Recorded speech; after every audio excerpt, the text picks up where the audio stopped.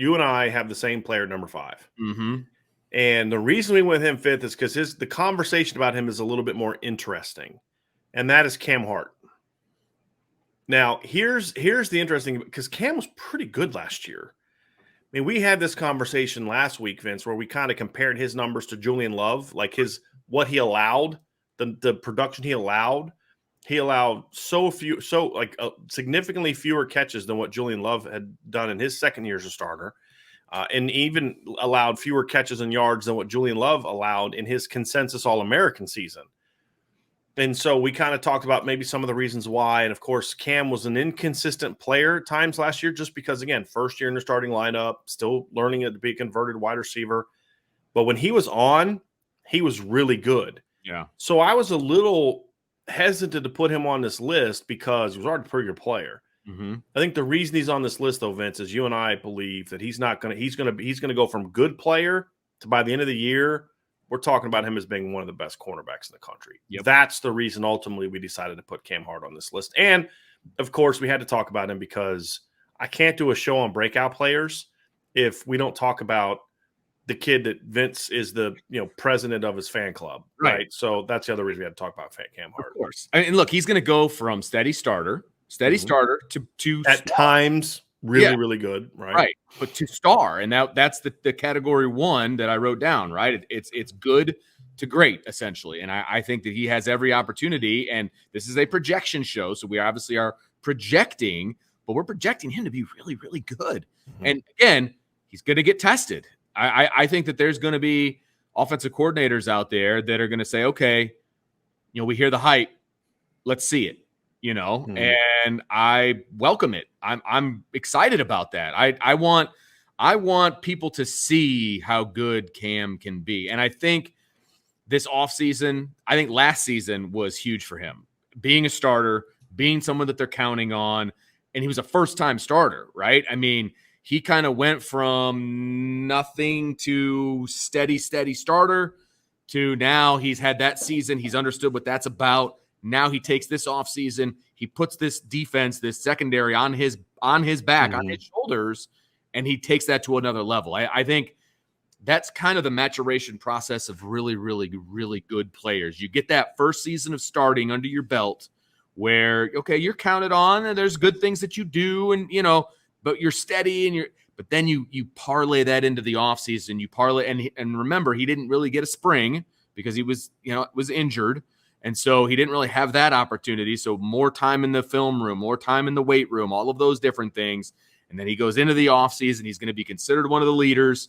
And now he has that opportunity because he could have come out last year. I believe Ryan had that intel about his grade that he got from the NFL draft process. And that was a second, third round grade, right? By some. After last year, right? And he only has a chance to build on that. And he could be a day 1 player. He could be a first-round player if he goes out and has the kind of season that I think his projection is leading him to. All jokes aside, I'm just really, really excited to watch what Cam Hart does this year. And I agree with you. I think he could be one of the best corners in the country when it's all said and done. So for me, I think the first part is where's he going to play? Is they going to keep him at the field? They're going to keep him in the boundary? Are they going to start going left, right? I'm curious about that. Yeah. Do they use him to match up a little bit this year? Are they comfortable with that? So, it could be like there was a discussion in the chat about, how Ohio State defends Jackson Smith and Jigba. There's 2 schools of thought. One is you put your best corner on their best receiver, right? So you put, Cam Hart's going to go where Jackson Smith and Jigba is going to go. Yeah. Or you could do what I always like to do, which is put your best corner on their number 2 receiver, take him out, and then double team and really rotate your coverages to that guy. Because I think what I kind of view it as, or you say, hey, look, you're just going to leave him at the field and go about it that way. So I think there's a lot of different ways you could go about that, and how they use him is going to have an impact on his production this year. But I think either way, you're talking about a guy that is going to be a difference maker, however he's used. And I think the fact that he can play boundary and field is something that does give you some flexibility if you so choose to do so. I also think we're going to see Notre Dame play a little bit more zone this year. Yeah.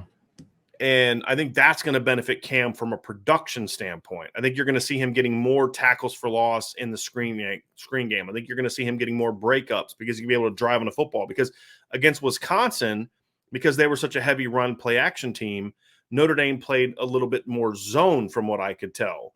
And guess what? That was Cam's most productive game, right? Because they were putting an extra safety in the box, really playing the run, and your corners are kind of playing over the top and things like that. And Cam has a huge game, which I don't think is a coincidence. Right, exactly. So I think that that's going to help him as well, too. I think his technique is refined. And here's another thing. I was talking to, and I think we've talked about this on the show, and I was talking to somebody that's connected to Cam, but not like a family member of Cam's, right? It's not like a family member of Cam's or a friend of Cam's, something like that, but somebody that was kind of around him this summer when he was working out. And apparently, like, Cam has just, he's always been kind of a quiet, sort of laid back kind of kid, friendly. The kids like him, but he wasn't like he wasn't just like a, and apparently this summer, between the period between when school ended and when they kind of came back, he was down south training. And some of the people that were training with him were like, this kid, I don't know this dude. I don't know who this kid is. Like this guy is a monster. Like this guy's hungry. This guy's getting in your face saying, let's go work out. And, that's kind of that thing where Cam kind of got a taste of, you know what? I can be really good. And I want to be really good. And I want to do the work to be really good. And he's putting that work in. Yeah, exactly.